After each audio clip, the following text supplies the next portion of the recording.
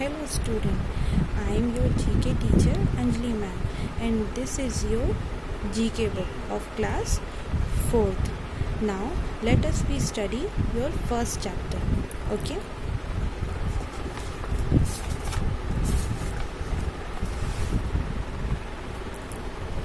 See, your first unit is our environment and first chapter is save our environment. मतलब अपने वातावरण को कैसे बचाएं.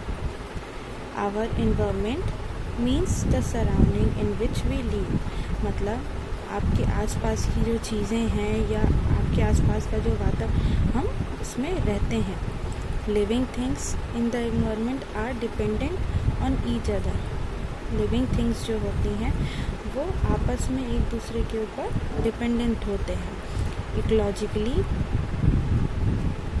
Is the branch of science that study there mutual dependency. आपका जो साइंस है वो बताता है कि एक दूसरे पे हमें डिपेंडेंसी ही दिखानी रहती है या हमें वो डिपेंडेंसी ही सिखाता है. ठीक है. Now come to your questions.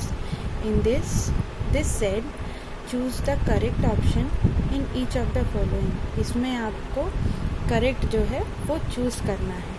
जैसे which program was started in India to plant trees.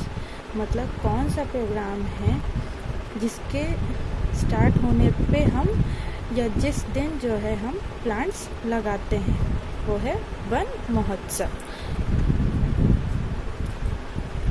Now come to the next one. What does CFC stand for? मतलब आपके इन्वायरमेंट में CFC किसे कहते हैं. तो कूलिंग डाउन ऑफ द अर्थ तो होगा नहीं क्योंकि आपकी कूलिंग डाउन तो अर्थ करती नहीं है.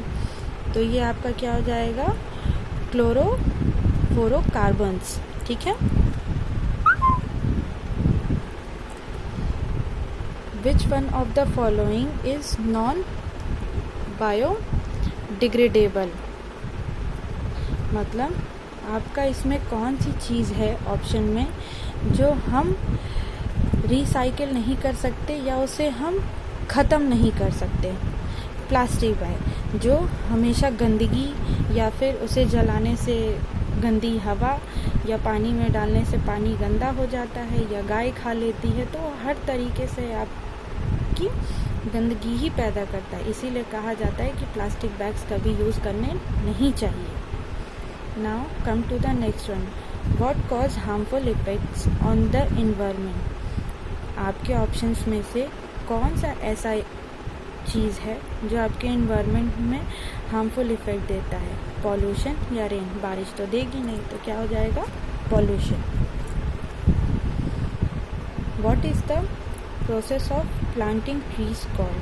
जब हम पौधों को लगाते हैं तो हम उसे क्या कहते हैं, एफॉरेस्टेशन.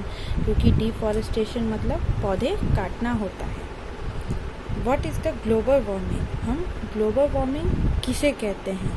मतलब जब आप किसी चीज़ से गर्म हो जाओ या बहुत सी चीज़ें वो भट्टी के जैसे जल रही हो, मतलब heating up of the earth. मतलब जब आपकी धरती काफ़ी गर्म हो जाती है. Which of the following is cause due to noise pollution. आपके दोनों दिए गए ऑप्शंस में से कौन सा ऐसा है जो नॉइज़ पोल्यूशन क्रिएट हो जाता है उससे. हाइपरटेंशन. मतलब जब आपका नॉइज़ पोल्यूशन आपके इन्वायरमेंट में रहता है तो उससे इंसान हाइपरटेंशन में आ जाता है. Which one of the following causes air pollution. दोनों में से कौन सी ऐसी चीज़ है जिससे आपका एयर पॉल्यूटेड होता है. Smoke from the vehicle.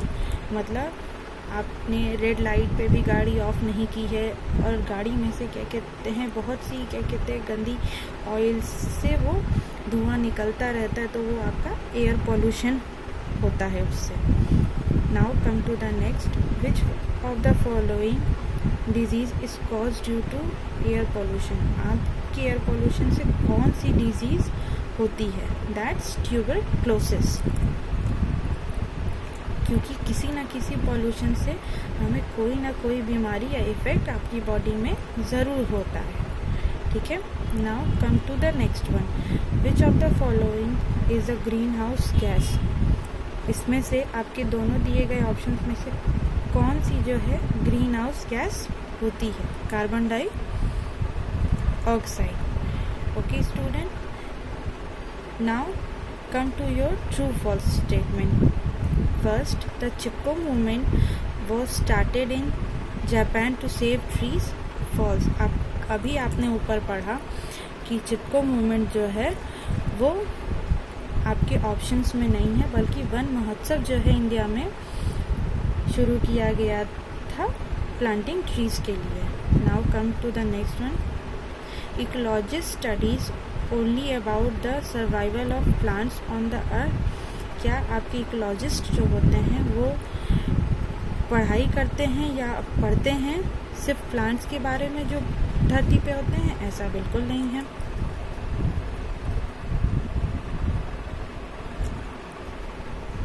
Now come to the third one,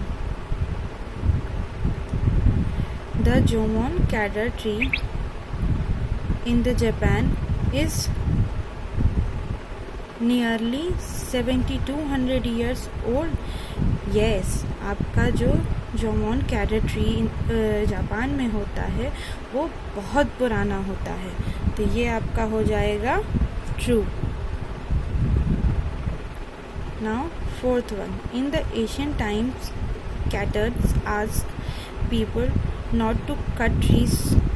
Yes, आपके पुराने टाइम में जो स्कॉटर्स होते थे वो पीपल से कहा करते थे कि हमें पौधे नहीं काटने चाहिए, तो ये आपका स्टेटमेंट ट्रू हो जाएगा। Now come to the fifth one, CITES मतलब convention of international trade of endangered species of flora and fauna is an agreement about various countries to protect endangered species of plants and animal. ये आपका cities का मतलब है कि जो आपके environment में पौधे काटे जा रहे हैं या एनिमल को क्या कहते हैं मार के उनके कारपेट्स या फिर अपने शौक के लिए पाला जाता है, उसे रोकने के लिए आपका एक सिटीज़ बनाया गया है। वो आपके इंडेंजर्ड स्पीसीज़ को ये सब होने से रोकता है, तो ये आपका ट्रू है। That's your completed the first chapter. So student, आपने जो जीके